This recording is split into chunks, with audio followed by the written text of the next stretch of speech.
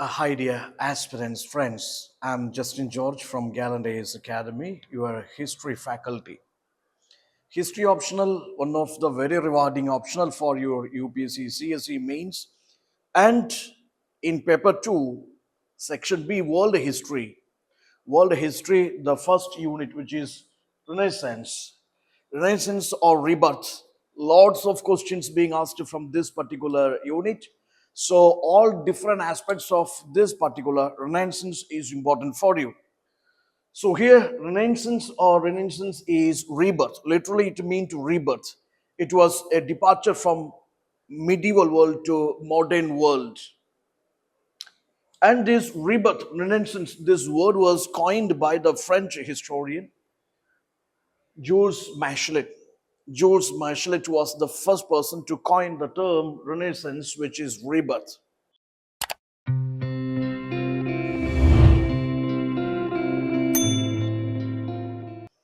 Now, when you are answering a question which is on Renaissance, if it is related to Renaissance, what does it mean or what does it refer to? You can use these historians, Jules Michelet, what he meant by this rebirth is this is a departure from, this is a break from medieval age to modern age. This is rebirth of this modernity or modern man. This is something which is based on humanism, rationalism. This is based on individualism. This is based on modern scientific studies, innovations, enquiries, etc. This is rebirth of man. This is beginning of the new world. Jacob Burckhardt, historian, according to him, this is birth of modern man. This renaissance or rebirth is this is birth of modern man. Then coming to Peter Buck, British historian, polymath, this is gradual transformation.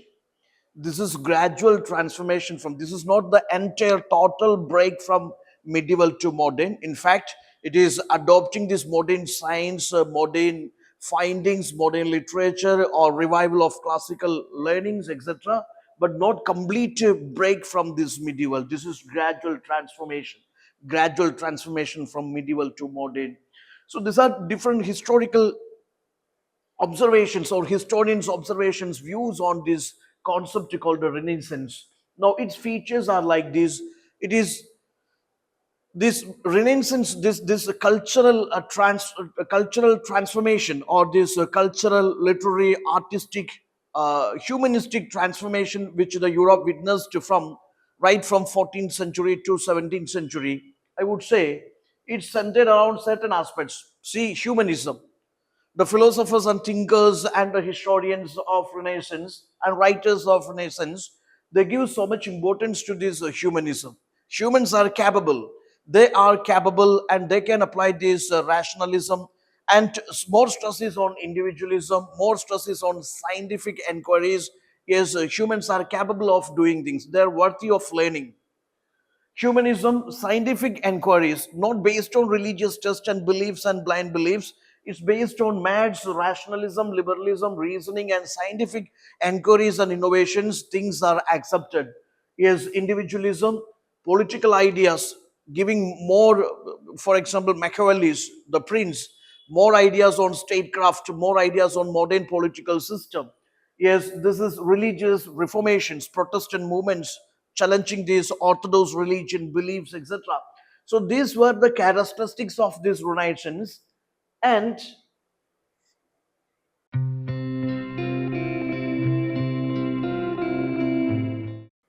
according to many of the philosophers, historians, it was the discovery of the world and man. It was the discovery of the world and man. This was asked previously. This was the discovery of the world and man. To substantiate that, I would say go for these explorations. This Renaissance era also witnessed to lots of explorations, scientific, geographical explorations. See, Vasco da Gama, Columbus, Copernicus, Galileo, Kepler, and the earliest printed mapping of this new world, which is, Cotroni, Rosselli. All these absolutely challenged, or it rejected this old notion of these laws of cosmos, or all the views of the cosmic system, solar system, or all the notions on this universe that was rejected, and that was opposed by the new explorations, new scientific studies. So this is discovery of the world. New continents are discovered, new group of peoples are discovered, their taste and trends and cultures are discovered. This is discovery of the world. Okay, geopolitical discoveries, geographical discoveries. This is, solar system, or a heliocentric system, or a solar sun-centered system of, like I mean sun-centered system, or maybe this is something which paved the way for, or paved this, base for, yes, the modern science, modern findings, or modern world.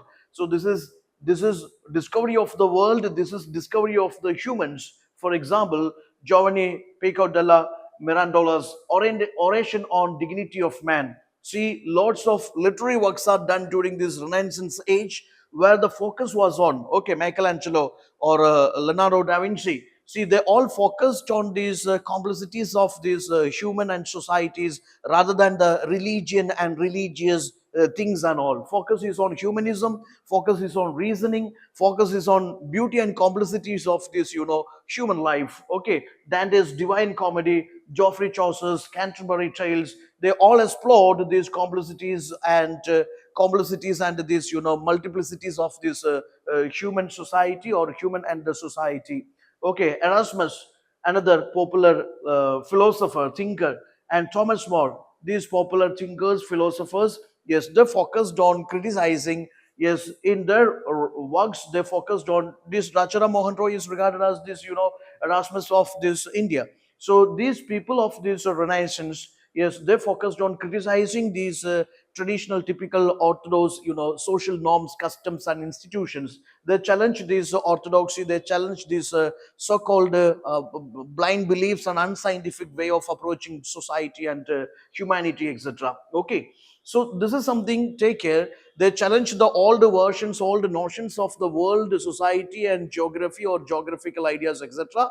They have given new versions, new visions to astronomy, astrology, or geography, or to this, like the existence of this cosmic system, or the universe. Yes, new scientific discoveries, they have challenged, or they altered altogether the old beliefs and blind beliefs, and to the wrong conceptions on this cosmic system, universe, or this geography, etc. Okay, also this Renaissance is not a religious or a political movement.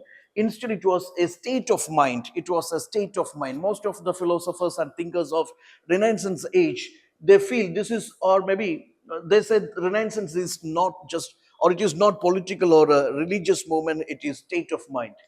Why this is that way? See,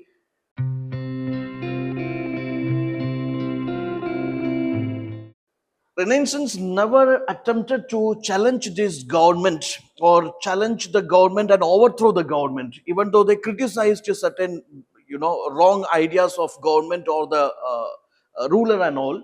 See, they never attempted to overthrow the existing government, or they never attempted to abolish the existing religion or religious institutions. But it was a mental and cultural transition, mental or cultural change. Okay, see, it sow the seeds of this curiosity, creativity, rationalism, individualism, or liberalism kind of ideas in the mind of the people. Okay, rather than bringing into something called institutional change, or something called yeah, the religious or governmental change, or maybe nothing like that. Focus was on, yes, focus was on inculcating some new ideas in the mind of people. Or this was a movement which changed this uh, thought process of the humans. Okay, new ideas. I mean, they started approaching or observing everything with an amount of curiosity, creativity, rational, and reasoning and all. See, it inculcated different thought in the mind of the people with regard to art, science, humanity, world, literature, etc. So it was actually a state of mind. For example, coming to knowledge, there was a time belief was that, yes, these so-called religious texts, they, you know, they impart knowledge. Or knowledge means it is studying the religious text and the religious books, and biblical notions and all. But the change was like this. Yes, philosophers and thinkers of Renaissance, they said that yes, knowledge shall be acquired, or that is through reasoning, observations, and learning these classical literature rather than these religious tests. Then the notion on man changed, or maybe the thought on man changed. There was a belief man is sinful and he must be under God, or he must always must have the fear of God. He must obey the system, obey the government, obey the God, that kind of things. He is useless or he is sinful. Okay, that was something. He was helpless. That was the idea of man. With the Renaissance, yes, the idea is changed. Yes, man is capable of doing anything. He is creative. He is worthy of being human, and he can do anything, everything. That kind of something beyond these religious tests and notions. Okay.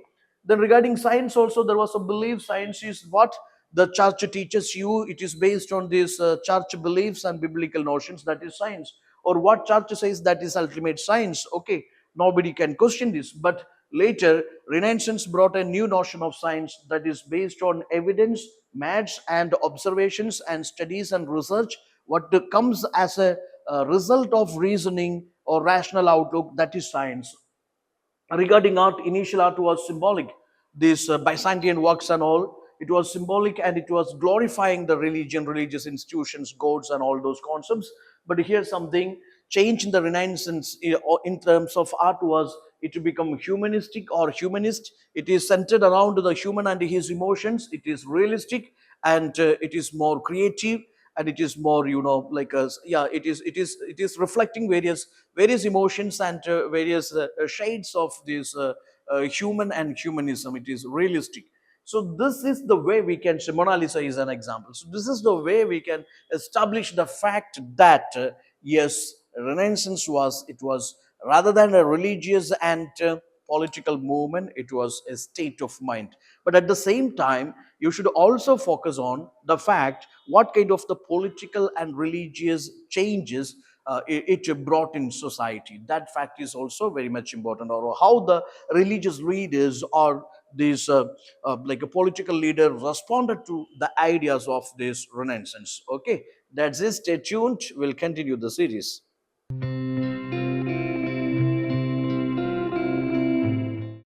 Gallant IAS, chasing your passion to ace.